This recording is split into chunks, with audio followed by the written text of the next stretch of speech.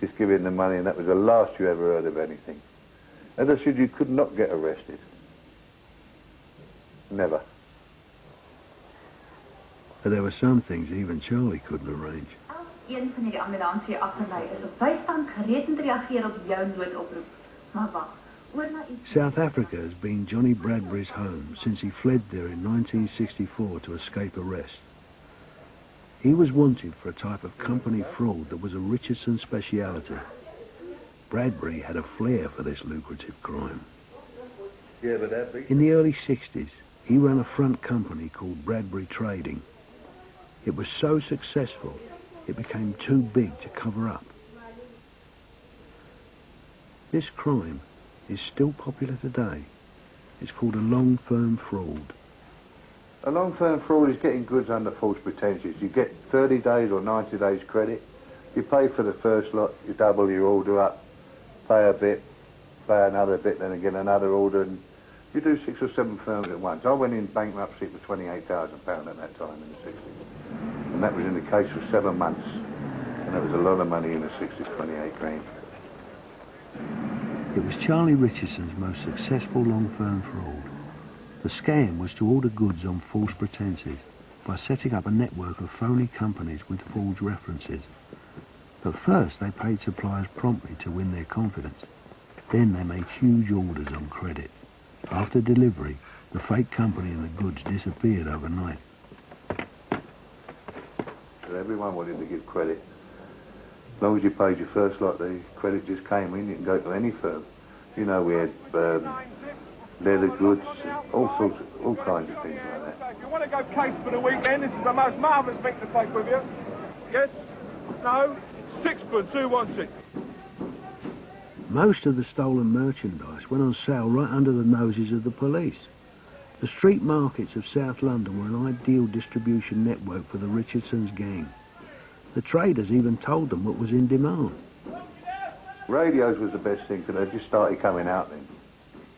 Various stall holders at the markets, because they wasn't paying tax on them. They got them, you know, say, 5 bob cheaper, 6 bob cheaper, and they could get them from the wholesale company.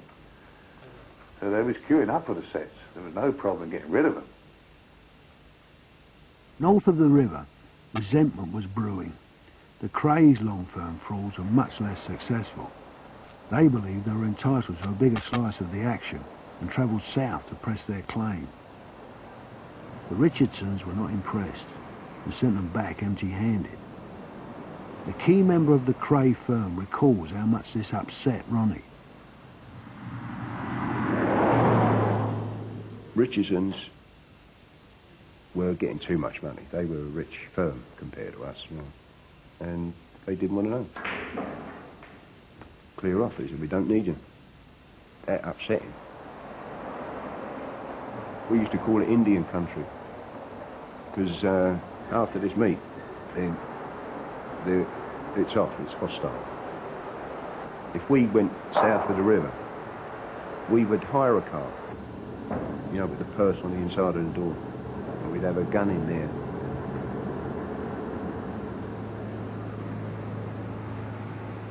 To Ronnie, it was an insult that they wouldn't join him. So he wanted a war anyway. Then our firm was paired off. We worked in twos. My partner was young Ronnie Hart, and we were given a target. Our target was Mottram, one of the Richardson's long-firm fraudsters. And we're given it all the details they can get about him, his address, his drinking habits, this sort of thing. We were all supplied with a gun, or the whereabouts of a gun. I mean, you didn't walk around armed, just taking the piss, you know, but you knew where you could get one quick. Who would have been the targets for Ronnie and Reggie? The main man, Fraser. And I imagine if it had gone on, it would have come to an actual bombing of this scrapyard. Get them all in one place, sort of thing. Or a club they use, you know. But the young Hayward did it for us. Billy Hayward was a busy South London thief. He also ran a spieler, an illegal gambling club, in a house in Lewisham. Here, Haywood's fellow thieves gambled away their ill-gotten gains. His right-hand man, who kept order in the club, was Billy Gardner. They had the drinking upstairs and the gambling downstairs.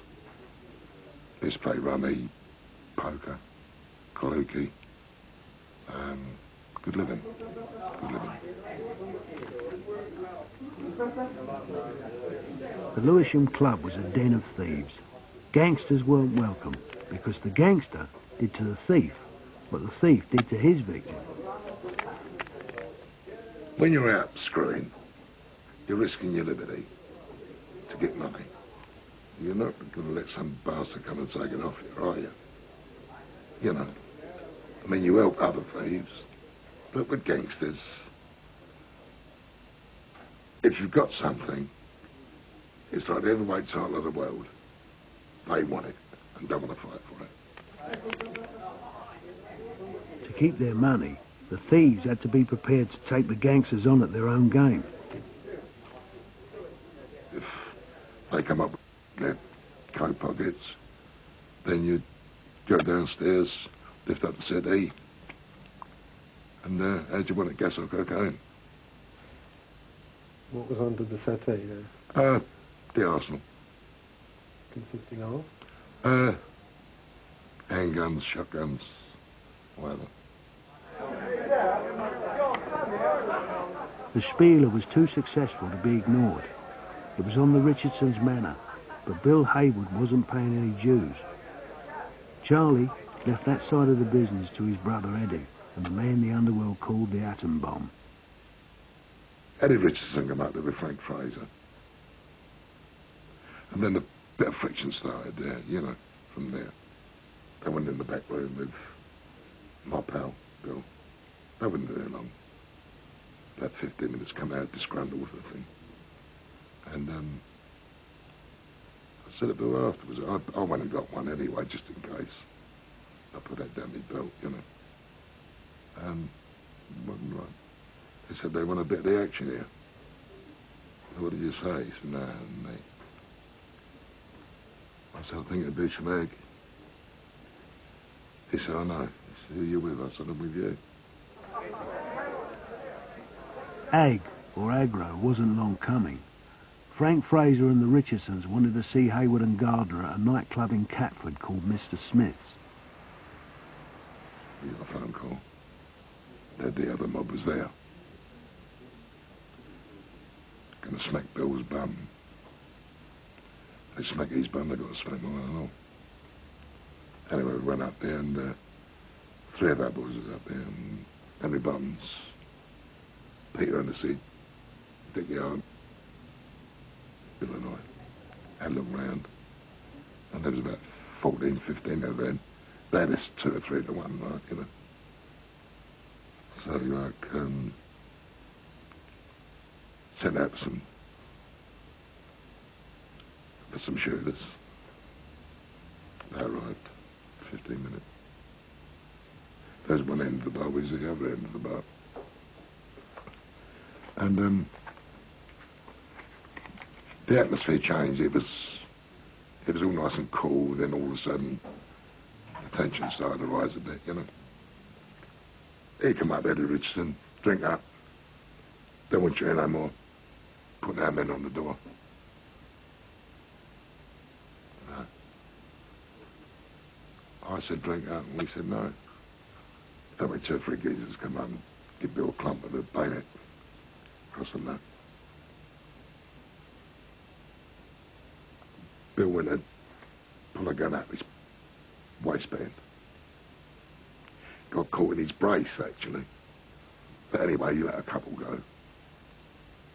And then all of a sudden, it was off. It kicked off. Well, then there was fights all over the joint. And one of the men, Dickie Hart, and he's firing a revolver. Well, Harry never hit anyone. One in the wall, one in the leg of a chair, what you're sitting on, one. And one of them hit a guy in the shoulder who was with us, and it burst an artery. and in seconds he was sort of bleeding to death. You see him go. And I said to the man, who I knew, I see him with the gun, I knew he'd done it. I said, drop it out, Vic, let's get him to hospital. He's very badly hurt. But in my mind was to get him. I have to say that because I really blamed him what he'd done. All right, he said. And two men, they picked him up, one by his, you know, without hurting his shoulder, and one on his legs. And I went in front of them. And they were in the middle, and Dickie Hart behind them. And each room I'm going through, where it said exit, went for about 3. I'm looking for a weapon, anything. Until the last room, the next door was the door leading, the exit door out to the street, so this was my last chance. So when I hid behind the door, and as he come through, as I say, I had nothing of me. You know, it's not a powerful punch or anything like that, but for once I did give him a very good punch. Smashed him right in the mouth and with the other hand forced the gun down, but with that he done it and no one blew my leg off. You know, fractured, well, shattered the bone completely, my thigh bone. And the rest is history. The rest is that he was found dead, that's right. Shot by his own gun, the gun that shot me. After the gun battle at Mr. Smith's, one man was dead and Eddie Richardson and Frankie Fraser had gunshot wounds. The rest of the Richardson gang were on the run. In the early hours of March the 7th, 1966, one of the first men on the scene was PC George Barker driving his Wolseley 610. I drove into Farley Road, which leads to the back entrance of Mr. Smith's club, and it was like a battle scene. There was glass and blood, and we came across the body of Hart laying in the gutter, which was covered. I never actually went into the club proper, but on the right-hand wall was a great smear of blood, which looked like it had been smeared with a hand. And going from memory, I just recall seeing it was obviously fresh because there were still vertical streaks of blood running down the wall. We found a pistol in the gutter and a big glass bar, 2 inches by about 1.5, with a great lump of matted hair on it. So we found a dustbin lid and covered those items. I think the operator I had with me picked up the gun. He, with his torch, then found a trail of blood, which we followed. And the blood ended at a house with a low garden wall with a privet hedge behind it. I stepped over the wall and immediately trod on somebody there who moaned. And that was where I found Frankie Fraser, and the reason being that I'd accidentally trod on his leg.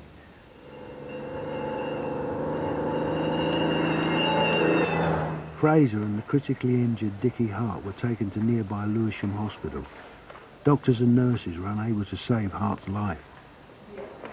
He was in the next cubicle to me, Hart, in a casualty as soon as you go in. I see him die, in fact. He was blown to pieces. It was a 45. Shot through here, right the way up. Couple.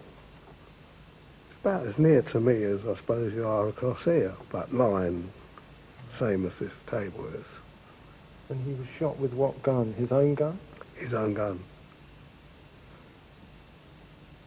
Did you shoot him? Well, they said I did. But I was found not guilty, and quite rightly. Another gangland murder where nobody was convicted. Once again, the underworld called this justice. 3 of the fellows who went to Miss Smith's with that night are dead. They've been murdered in all different circumstances. Dickie Hart got murdered in Miss Smith's. Peter and Missy got murdered at a boxing match, and Buttons got shot on his front door over a swindle he was doing with someone, and they had the ump, went there and they opened the door and bosh, they give it to him with a double-barreled. So there's only me and Bill left. Richardson's They